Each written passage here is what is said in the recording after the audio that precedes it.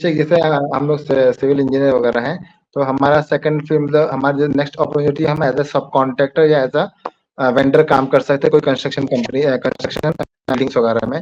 लेकिन फिर जी, उसमें फौज भाई ये बोलिए। इशू हुआ। आवाज आ रही मेरी? हाँ जी, आ रही है। जो बात आपको हाँ फौज तो भाई ने भी थोड़ी देर पहले कहा था। जी।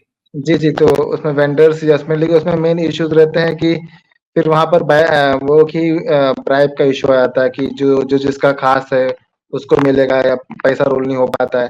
तो ये सब जी। एक्चुअली डिफिकल्टीज पे फेस कर एक्चुअली मेरे दोस्त वगैरह किए हैं कंस्ट्रक्शन लाइन में एज अ कॉन्ट्रैक्टर। लेकिन यही होता है कि जिसका कॉन्टैक्ट अच्छे हो या जिसको जिसको मतलब पैसा खिलाओ प्लानिंग वाले को या एज अ प्रोक्योरमेंट वाले को, तभी तुम्हारा कुछ हो सकता है। तो वो भी एक इश्यूज आ जाते हैं आजकल। जी, फौज भाई इसका वर्क अराउंड बताओ, करप्शन का वर्क अराउंड। तो देखिए इस केस में आजकल जो है वो बड़ा ट्रांसपेरेंट सा ज़माना है और मुझे नहीं पता भाई को प्रैक्टिकल डिफिकल्टीज में आ रही होगी नहीं आ रही होगी, क्योंकि बहुत सारे लोग हैं जो मेरे मिलने वाले हैं, क्लाइंट्स भी हैं, जो कि ई टेंडरिंग की वेबसाइट से गवर्नमेंट की उस पर टेंडर करते हैं और वहां पर जो सारा प्रोसेस है वो कहीं ना कहीं ट्रांसपेरेंट है। तो इतना बिलो गया कॉन्ट्रैक्ट, कितना अपर गया कॉन्ट्रैक्ट, ये सब चीजें वहां क्लियर है। ये जो प्रैक्टिकल प्रॉब्लम्स आप बता रहे हैं ये बाद में आती है।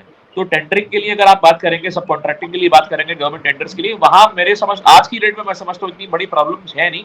कुछ जगह हो सकती है, उस पर बात अलग है, बट जनरली इतनी प्रॉब्लम्स नहीं आती प्राइवेट कंपनीज में प्राइवेट कंपनीज में प्राइवेट कंपनीज में। जी जैसे प्राइवेट कंपनीज जो रोड या बिल्डिंग्स या मेट्रोज वगैरह बनाती है उसकी मैं बात कर रहा हूँ। जी। तो उसमें हम लोग ट्राई कर रहे थे। अच्छा अच्छा, नहीं मुझे उसका उसका मुझे आइडिया नहीं, मैं गवर्नमेंट की बात कर रहा हूँ आपसे। देखिए, मैं क्या कह रहा हूं, कई बार ऐसा भी होता है कि माइंड में हमारे प्रॉब्लम होता है, हमें लगता है कि इसके बगैर कोई रास्ता नहीं है। अच्छा देखिए, ब्राइबरी के बारे में मैं आपको रूलिंग बता देता हूं। रूलिंग ये है, सूरह बकरा की आयत है कि अल्लाह ताला ने किसी और का माल खाने के लिए उसे रिश्वत के तौर पे देना हराम बताया, और नबी सल्लल्लाहु अलैहि वसल्लम ने फरमाया राशि वल मुर्तशी, नबी सल्लल्लाहु अलैहि वसल्लम ने लानत की रिश्वत देने वाले पर भी लेने वाले पर भी। ये एक हदीस और कुरान की आयत, ये क्लियर है।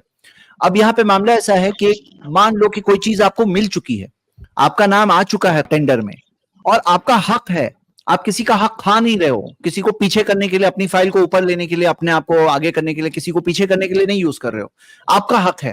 और फिर भी कोई है जो बीच में रोका हुआ है कि मुझे नहीं देंगे तो मैं तुम्हारा काम नहीं, तुम्हारा खुद का है तो भी मैं नहीं होने दूंगा। तो इस बारे में स्कॉलर्स ने फतवा दिया कि अगर ऐसी चीज है कि आपका खुद का हक है, जैसे कभी कभार कुछ गवर्नमेंट डिपार्टमेंट्स में होता है कि अपनी खुद की चीज करने के लिए बाज लोग मांगते हैं, तो स्कॉलर्स ने इस बारे में फतवा यह दिया कि अगर ऐसी चीजें मजबूर किया जा रहा है किसी को, तो उस सिचुएशन में लेने वाले पर गुनाह है, देने वाले पे नहीं होगा। इसकी दलील के तौर पे सही बुखारी की एक हदीस दी है, नबी सल्लल्लाहु अलैहि वसल्लम ने कहा कि तुम में से कोई हो सकता है मुझसे कुछ मांग रहा है और उसका हक नहीं उस पर, और हो सकता है मैं उसे दे दूं, तो अगर उसका हक नहीं है तो उसे नहीं लेना चाहिए, क्योंकि हो सकता है मैं उसे जहन्नम की आंख का टुकड़ा दे रहा हूं। ये बिल मफहूम मैंने हदीस बताया। तो ये हदीस को कोटेशन देकर स्कॉलर्स बताते हैं कि अगर किसी की ऐसी सिचुएशन है जिसके अंदर कोई मांग रहा है उससे, जबकि वो जुल्मन मांग रहा है, तो फिर इसके अंदर गुनाह होगा लेने वाले पर। मैंने आपको ये रूलिंग बताई। अब आपको ऑन मेरिट कॉम्पीट करना है, तो कैसे आप हायर अप्स तक पहुंचेंगे, कैसे अपना कोटेशन आगे पहुंचाएंगे?